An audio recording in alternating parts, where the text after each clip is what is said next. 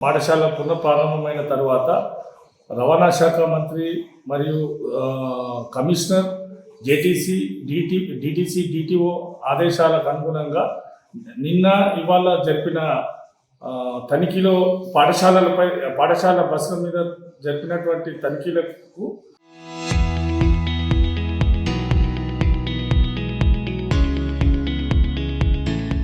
నిన్న 6 కేసులు బుక్ చేయడం జరిగింది ఓవరాల్ సిద్దిపేటలో.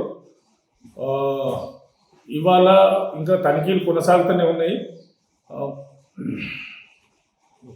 పాఠశాల యాజమాన్యం సూచించడం ఏమనగా పాఠశాలలు ప్రతి బస్సును ఫిట్నెస్ చేసుకునే వాళ్ళని తప్పనిసరిగా ఫిట్నెస్ చేసుకునే వాళ్ళను ప్రతి బస్సులో అటెండెంట్లను ఉంచేవాళ్ళను ప్రతి బస్సులో fire extinguisher first aid kit safety precaution తీసుకునే వాళ్ళను ఒకవేళ వీళ్ళు ఇవన్నీ తీసుకొని తగు జాగ్రత్తలు తీసుకోకుంటే వారిపై కఠిన చర్యలు తీసుకునబడతాయని పాఠశాల యాజమాన్యానికి సూచించడం జరిగింది.